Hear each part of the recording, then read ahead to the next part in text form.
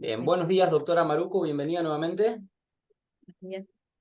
¿Qué tal? Vamos a continuar con la etapa técnica del concurso número 222. En este caso va a ser su examen oral. Vamos a presentar nuevamente a las doctoras integrantes del jurado, la doctora Mariel Molina de Juan y la doctora Paula Castro Liptak, y les agradecemos otra vez su participación. Las acompaña también en el piso la consejera Andrea Paz. Bueno, doctora Maruco, usted tiene 15 minutos para exponer el tema que ha elegido. Va a tener un reloj en pantalla para poder ir ordenando la exposición. Y luego de ello, las doctoras le van a hacer las consultas que estimen pertinentes. ¿Está bien? Bien, perfecto. Bueno, la dejo con ellas y suerte, doctora. Bueno, perfecto. El tema que elegí para exponer hoy es autonomía progresiva y la responsabilidad parental. El objetivo de mi exposición es el objetivo de mi exposición es hablar del origen de estos conceptos a nivel internacional y el impacto de estos paradigmas en nuestra legislación local. Eh, la Convención de los Derechos del Niño, incorporada en la Convención de Naciones Unidas de 1989, ratificada por el Estado argentino en 1990 e incorporada con forma constitucional en el artículo 75, inciso 22, con rango constitucional en la reforma del 94, establece de manera trascendental un cambio de paradigma, reconociendo un sistema de protección integral de los derechos del niño y niña adolescente. Dejando atrás un viejo modelo que tenía como a los niños y niñas adolescentes como objetos de derecho y un interés tutelar, a un nuevo modelo donde coloca a los niños y adolescentes como sujetos de derechos que son titulares de derechos universales que deben ser entendidos de una manera integral. Asimismo, también va estableciéndose, digamos, este principio tan importante del interés superior del niño como guía en todas las decisiones y las cuestiones pertinentes a niños, niñas y adolescentes, y aparece el peso concreto que tienen las opiniones, los deseos de los niños y adolescentes, reconociéndose el derecho que tienen a ser oídos y a participar, teniendo en cuenta obviamente la edad y grado de madurez. El ejercicio de estos derechos se adecua a un principio de realidad, es decir, que el niño no se vuelve adulto de un momento determinado, sino que va a tener que ver con el transcurrir del tiempo y con el desarrollo de sus funciones madurativas.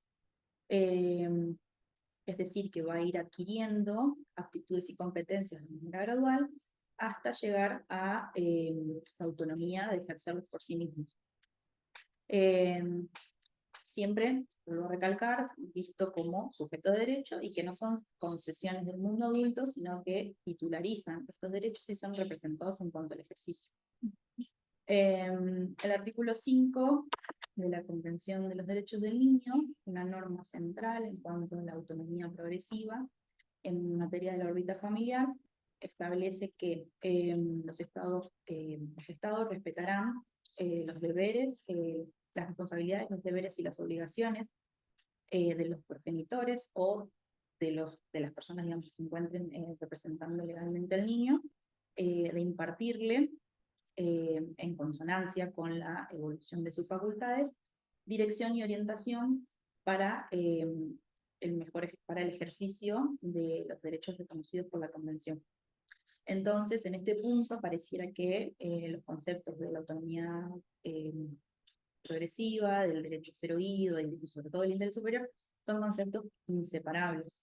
Me gustaría, digamos, hablar un poquito del tema del interés superior del niño, de este concepto que, bueno, que está normado en un sinfín de normas, pero que, como es un concepto quizás verlo de manera abstracta sería erróneo, sino que es importante ver el interés superior en particular de este niño en concreto, de la situación en particular que esté viviendo y que debe ser tenido en cuenta no solamente la situación en particular, sino que la historia de vida, el contexto cultural, el contexto familiar, identitario de este niño.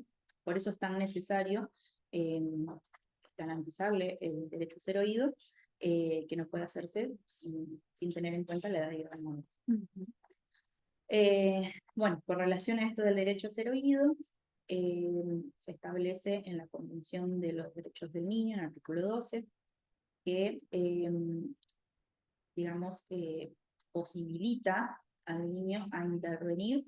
Se trata de posibilitar que el niño intervenga en todos los procesos judiciales o administrativos, ya sea directamente por él o a través de una representación o un organismo pertinente. En relación al derecho a ser oído del niño, niña, adolescente, me gustaría aclarar que me parece importante que no solamente sea oído en sus palabras, sino también en sus miradas, en sus juegos, en su corporalidad, y que se haga una escucha activa, que puede diferenciarse en dos vertientes. La primera, en un sentido material, que es, digamos, la opinión, la expresión, digamos, de consentimiento, la opinión y los deseos de este niño, por ejemplo, como puede ser en un régimen de comunicación que plantea el padre y que la madre se opone, o, por ejemplo, prestar consentimiento en su proceso de adopción, que a mi criterio lo convierte como protagonista de su propia historia, y que de acuerdo a este principio de autonomía, se respeta también, bueno, por el principio de autonomía se convierte en protagonista de su propia historia, y se respeta este derecho de la identidad también. Luego, me gustaría hablar de antecedentes. No, esta parte, sí, me gustaría hablar, por otro lado, de antecedentes. Estaba hablando de la escucha. Sí, había dos modalidades de escucha. Sí, perdón, disculpe. Un sentido, claro. De sentido material, y después, por otro lado, del sentido técnico, que, digamos, se establece con la voz del niño en el proceso, con base en conocimientos técnicos, a través de figuras como la voz del niño. Ahora sí, finalizando. Figuras como el abogado que se aplica en Mendoza. En Mendoza, ¿y no qué? No, digamos, como en otras provincias. ¿Cómo se aplica acá? A través de la Defensoría. Y como de la Defensoría, y como sí. Es decir, ¿y cuál sería la diferencia entre el rol del defensor y el abogado del niño ahí? A ver, nosotros, digamos, desde la Defensoría en sí, es un sistema más de protección integral, quizás. Bien. Que no solamente va en lo legal, sino que también va en brindarle apoyo desde, no sé, la interdisciplina, desde con esto del órgano de aplicación, de proteger en todos los ámbitos, no solamente en lo legal, en la asistencia letrada. ¿Puede tener un niño neuquino una figura que lo proteja desde la Defensoría, cumpliendo la función de defensor de los derechos del niño para la cual usted está postulando, y otra persona que también trabaja en la Defensoría, pero que cumpla el rol de abogado del niño? Sí. Y en ese caso, ¿cuál sería la diferencia de esa doble intervención? ¿Me puede repetir? Sí. Perdón. Sí, un niño frente a una determinada situación. Por ejemplo, ya que usted habla de responsabilidad parental, en un conflicto relativo al régimen de comunicación. Sí. Y se genera, digamos, una situación puntual donde en ese régimen de comunicación, por supuesto que la Defensoría va a intervenir desde el lugar. Desde la complementación, o sea, la acción del 103. Ok, cumpliendo la función del 103. Si se requiere por una situación particular, porque el niño lo pide, o otro, que cumpla la función del 26. Sí. Sí, quizás, o sea, a ver, podría, sí, obviamente podría intervenir, porque, a ver, todo esto se resuelve en pos del interés superior, y si esto, digamos, primero que... Y en porque como usted intentó establecer la diferencia, habló de la protección. Bueno, a ver, en ese supuesto, ¿cuál sería el justificativo de duplicar la intervención? jurídica. Ajá. Tener el defensor y tener a otra persona, a otro defensor, cumpliendo el rol de abogado. ¿Cuál sería? ¿Por qué se ¿Por qué? necesitaría eso? Yo entiendo que por el interés superior del niño, o sea, y por el derecho a ser oído, o sea, que se garantice no solamente el tema del 103, sino que también puede haber conflicto de intereses y puede intervenir y decir, no, bueno, a ver, no quiero ni esto ni lo otro. Planteo otra cosa, porque quizás tiene un grado de madurez suficiente y como para plantear otra cuestión. Bien, y entonces estaba hablando de defensa técnica, defensa material, y Exacto. después iba a hablar algo de antecedentes. Y ahora me gustaría hablar de algunos antecedentes nacionales, locales, a nuestra legislación, anteriores a la reforma del Código Civil y Comercial en 2015, que van mostrando cómo paulatinamente este cambio de paradigma va impactando en nuestra legislación. En primer término, obviamente, la ley 26061, que establece el sistema de protección integral de los derechos de niños, niñas y adolescentes del territorio argentino, que esta ley fue sancionada en 2005 y que establece digamos, los derechos que se reconocen son de orden público y de carácter obligatorio, con características que son, digamos, irrenunciables, interdependientes, indivisibles.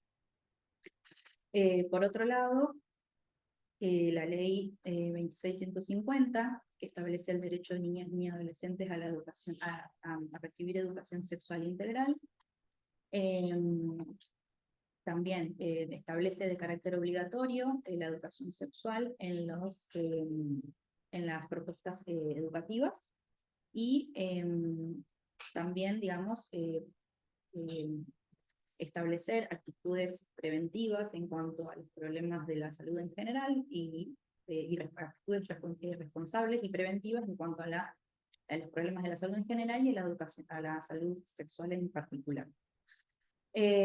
También se ve reflejado en la ley de los derechos de los pacientes, la 26.29 creo que es, que establece el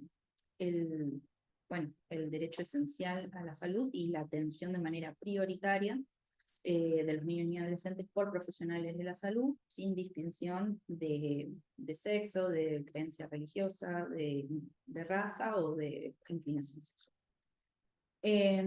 Por otro lado, la ley 26774, que estableció el voto optativo de jóvenes a partir de los 16 años, modificó el artículo 7 de la ley 346 y estableció que, bueno, los ciudadanos a partir de los 16 años cuentan con todos los derechos políticos establecidos por la Constitución y por el bachillerato. A partir de estos antecedentes y de todo lo que venimos hablando de las normas internacionales y demás, en el 2015 se produce la modificación del Código Civil y Comercial y se incorpora, bueno, una serie de artículos que van a ir, digamos, hablando de esto de la autonomía progresiva y luego hablar de la responsabilidad parental.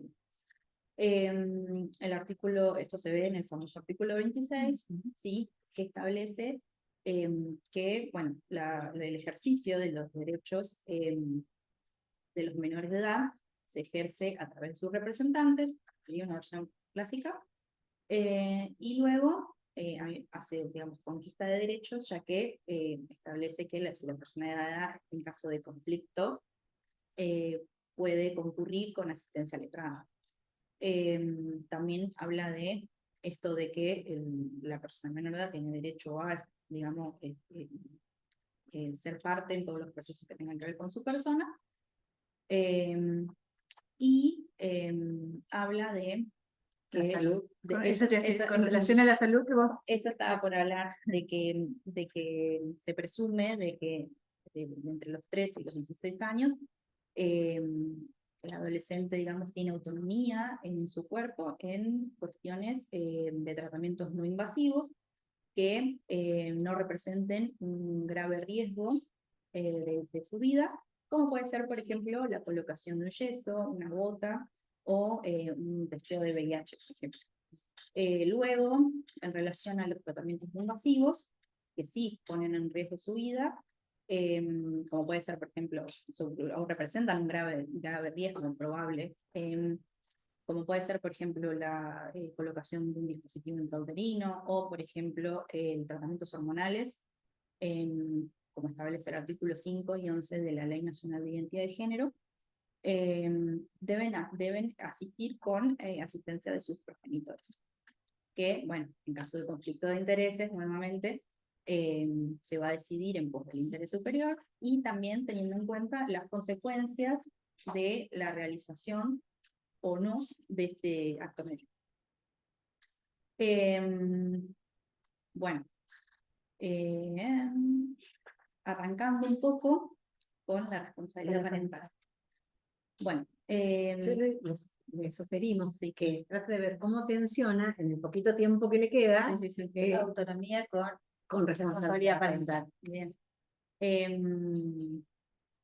A ver, parto de lo último que iba a decir, que era el 639, que bueno, habla de que a cuanto mayor autonomía, va a ser menos la representación.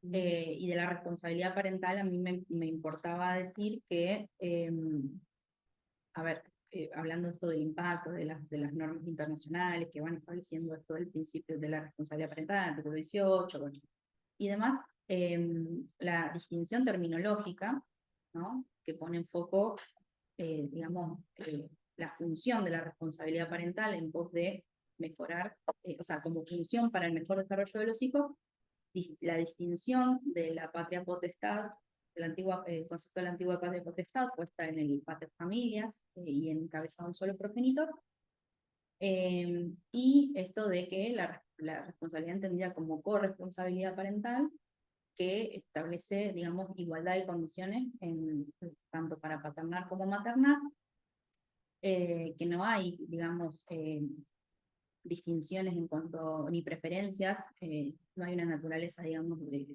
distinción, como si había quizás en el 206 de Vélez, que establecía la tenencia con preferencia a la madre, sino que hoy en día no tiene, digamos, que ver con el género ni una otra cuestión, sino que va a tener que ver con las conductas efectivas del padre y madre, y en caso de darse una preferencia a uno u a otro, va a tener que probarse si hay alguno de los dos que, digamos, dificulte o impida esta función. ¿Conoce cuál es la fuente de ese artículo a nivel internacional?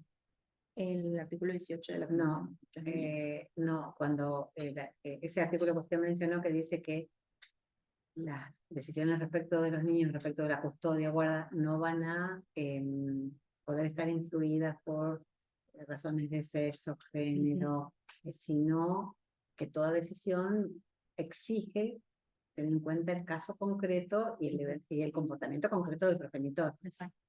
¿Sabe cuál es la fuente? Piense en la jurisprudencia de la Corte Interamericana. De segura que la conoce. Sí, o sea, a mí la jurisprudencia de la Corte Americana, ligado con esto, se me viene el fallo de... Donde decisiones sobre la atribución de Atala Riz, de la cita. Sí, que eso es un disparate, obviamente es un disparate, ¿no? Pero sí, obviamente en ese antecedente se habla específicamente, que ver, no podemos... Es casi textual, Sí, el artículo del código respecto de lo que dijo. ¿Verdad? Habla de eso y habla también de esto del interés superior del niño aplicado en caso concreto, porque también la Corte en ese fallo se había expedido como que por esto de que se estaba criando con la madre y con la pareja de la madre, iba a tener un problema futuro, porque se le iban a hacer bullying y todas estas cuestiones que son cosas del futuro que no se sabe si suceden, y en base a eso no se puede decidir, no se tiene en cuenta el interés superior, o sea, va en contra. ¿Qué principio constitucional convencional se violó en ese caso al separar a las niñas de el cuidado materno? En el caso de la materno. ¿Qué principios son constitucionales? ¿Qué principio convencional de convención de los derechos del niño?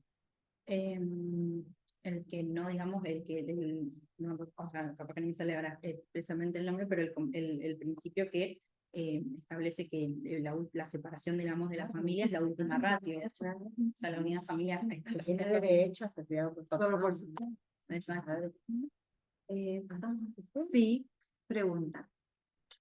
¿Cuál es la diferencia, si advertís si existe diferencia o qué relaciones o compares el sistema de protección de la provincia de Neuquén, dado por la 2302, y el sistema nacional de la 26061? Hablar. Bien. La 26061 establece quizás un sistema más enfocado en el derecho, digamos, administrativo, ¿no? No tanto, digamos, la judicialización, a diferencia de la 2302, que bueno, que crea esto de las defensorías de los derechos del niño y le da como un orden más, digamos, asistencia más judicial, por así decirlo. A ver. ¿Cuál sería la diferencia, por ejemplo, en la práctica? Medidas excepcionales, ¿cómo serían en uno y en otro sistema?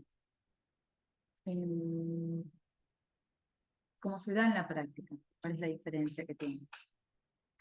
Las medidas excepcionales, ¿Quién decide? ¿Quién propone? ¿Quién Claro. decide? ¿Quién controla? ¿Quién ¿Cómo es decide la sucesos? 2302 y cómo es la 26061? bueno, ambas son de sistema de protección integral. En cuanto a la provincial, digamos, las medidas excepcionales pueden ser pedidas por el órgano, digamos, de aplicación. ¿En qué supuesto? En supuestos, digamos, por ejemplo, se me ocurre ahora un ejemplo, se me ocurre en la cabeza. ¿Quién es el que peticiona generalmente las medidas excepcionales en la provincia? El defensor. Y establece, sí, que puede la autoridad administrativa. ¿En qué caso podría? ¿Te acuerdas?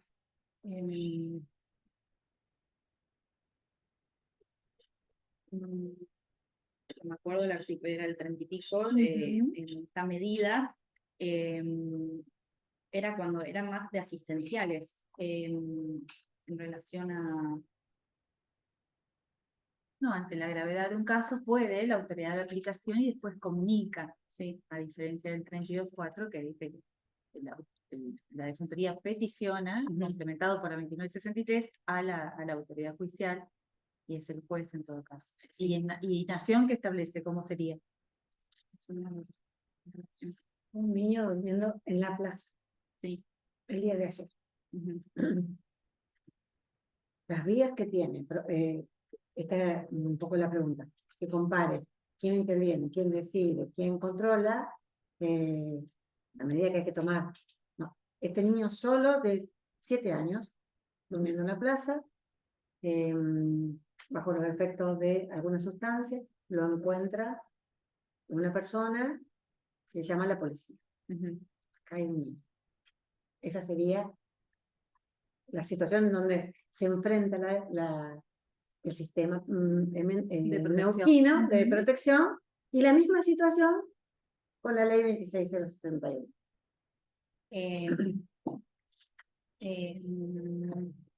En la 26, en la 20, en la 2302, la 2302,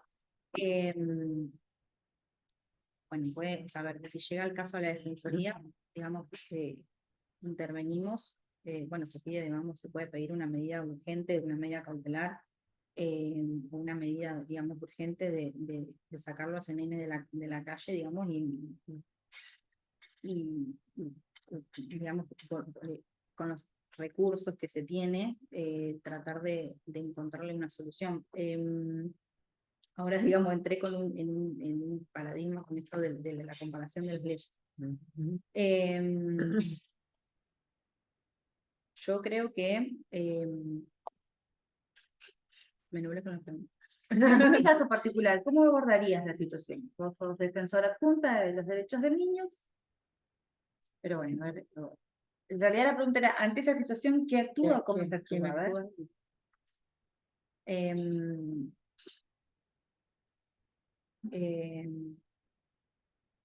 La defensoría, digamos, a ver, la defensoría puede, digamos, actuar por sí.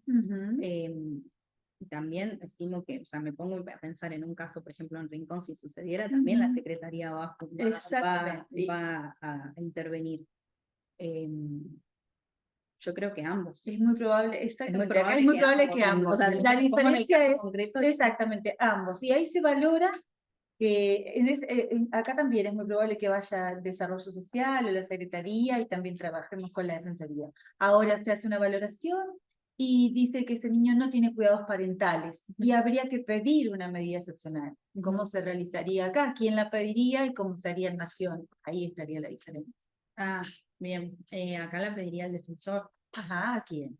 Al juzgado, digamos. Bien. ¿Y en Nación qué dice? Y en Nación, no lo recuerdo, el tema, le di mucha bola a la provincial. Sí. Y en Nación seguramente lo deben pedir desde desarrollo. Claro. Claro. Y acá, si se considerara tal vez un caso de urgencia, son las 3 de la mañana y todo, Y no tal vez tenemos guardia, podría, claro, exactamente, también desarrollo, Sí. en ese momento abrigar, estaríamos en el supuesto del Un abrigo, 37 exacto. que vos mencionás, y después se activaría todo lo demás. Sí, Antes, en por realidad supuesto, de gravedad. decide. Claro. La autoridad decide, Claro. después permite después que controle. Ujú, Es un rol, es un paradigma totalmente distinto. sí. Bueno, ¿tenemos algo más de No, esto? estaba la diferencia entre el Ya la defensor señaló. y estar. Bueno, ahora te vamos a dar para que leas, bueno, en caso, tranquila, ¿sí? Y después nos digas.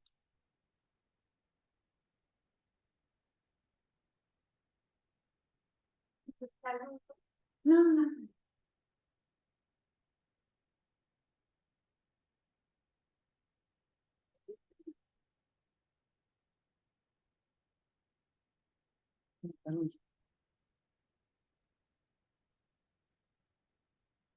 Este de manzanilla.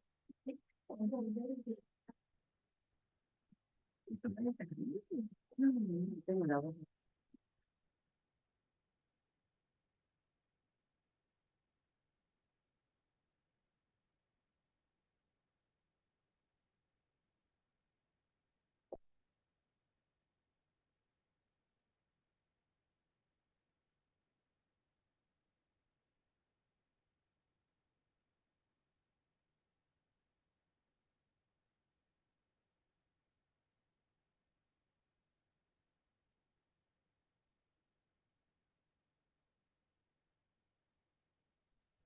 Pero explicamos un poquito Sí, para que te pueda reforzar bien.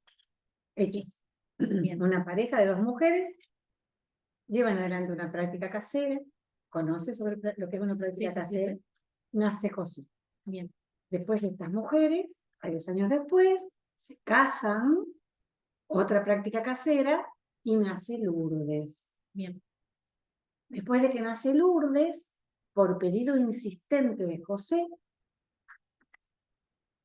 se inicia un proceso judicial. Ujú. El objeto de ese proceso judicial es que José, que se otorgue la adopción de integración de José a la señora que vive con Lorena y que ahora es su cónyuge, Ujú. porque aparentemente José no tiene esa filiación. Ajá.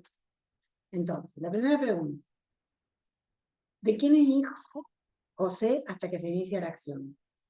Ajá. Bien. ¿De quién es hijo y con qué tipo de filiación, de fuente filial? Bien. ¿Y cuál es la de Lorena? Voy a creer que podemos preguntarle.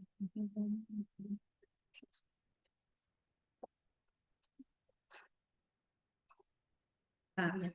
Sí.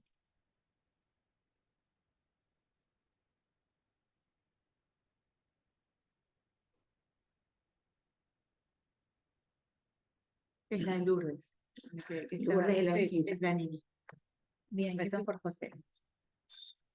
Ahí es Lourdes, no Lorena. Dice Lorena. Bueno, la afiliación de José es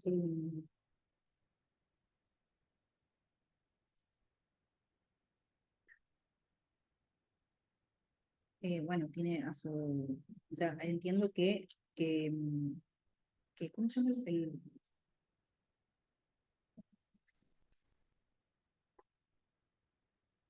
No está ese dato, porque esa persona no, Bien, esa persona no no está. está, No sé no por está qué yo presente. No, no está. la leí. José es el ahí, niño. Ese es el niño, exacto, Claro, el el niño. niño. Avanzar un proyecto, persona amiga, bien, la afiliación que tiene José es la de la mamá, o sea, tiene una o sea, unilateral, o sea, solo vínculo exacto, tiene un solo vínculo filial. Muy bien. Y, ¿Por qué?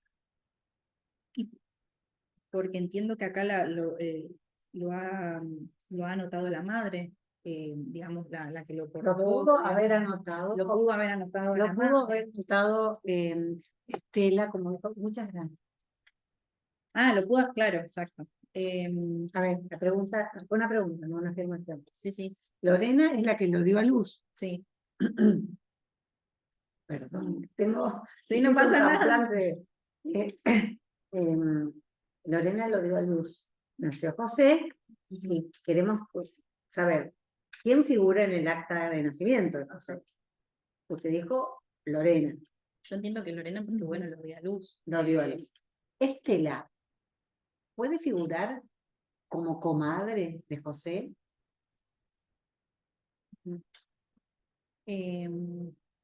José tiene 10 años y tema Estela y Lorena no están casados. el tema es ese, que no están casados. Ajá. Em, Y no, porque si estamos pidiendo la adopción de integración es porque no o sea, figura. yo entiendo, claro, exacto, o sea, entiendo que si no están casadas, en ese momento tiene una afiliación unilateral porque Bien, lo ha bien. reconocido la madre que lo parió, digamos, hablando mal. ¿Hay un reconocimiento? No, entiendo que no hay ningún Dice reconocimiento. porque lo ha reconocido la madre que lo Sí, dio a luz. Ah, sí, o sea, por parte de la otra parte, me refiero al prestador. No sé por qué. No hay, No. no. Ojo, porque el emplazamiento filial Sí. materno no existe el reconocimiento materno en el No, padre la madre, argentino, sí, Está exacto. emplazado porque dio a luz. Porque dio a luz. Y ahora se pretende hacer una adopción por integración De José. de José. La situación es que Porque después se casan. Claro. Y ahí tienen a Lourdes. Perfecto. ujú, Sí. Y yo elaboro el dictamen. Lourdes, ¿qué filiación tiene? Lourdes tiene. Ah, Ahí está. ahí está. Lourdes, digamos, tiene adopción e integración. No, No, Lourdes Nació- ya se casan y después nace Lourdes. Bien. ¿vos tienes hija, Lourdes? Y Lourdes es hija de los dos. Porque están casadas. Ah. Y esa filiación de Lourdes, ¿qué fuente jurídica tiene? O sea, porque esta afirmación que usted dio es correcta. Ajá. ¿Y de dónde lo saca? ¿Lo dice la ley? Y yo entiendo que, bueno, a ver. Primero, Piense, ¿qué tipo de filiación es? ¿Por naturaleza o por trato? ¿cómo? ¿Qué tipo de filiación, de fuentes filiales? ¿Cuáles son las fuentes filiales? La fuente de filiación. Sí.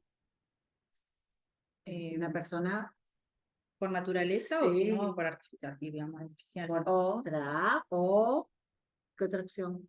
¿Qué otro tipo de fuente Tres. filial? Natural. Adopción. Bien. Justo filiación que yo trabajo en la defensoría y vengo filiación, impugnación, filiación. Bueno, Sí. tiene que Como es si una no- nueva, esta es una mirada donde también Obviamente estos casos no los vemos en Rincón, Nosotros- pero sí, digamos, nosotros- me encantaría que suceda, pero no lo está bien, sí, pero quizás hay mucho más de lo que uno se imagina sí, y como eh, se necesitan argumentos sí. vamos, muy bien razonados para poder resolver estos temas, cuando haya defensoras con buenos argumentos, a lo mejor aparecen más. Es que sí, ¿no? ojalá. Pero bueno, lo cierto es que este planteo, estamos diciendo, ¿tiene una afiliación?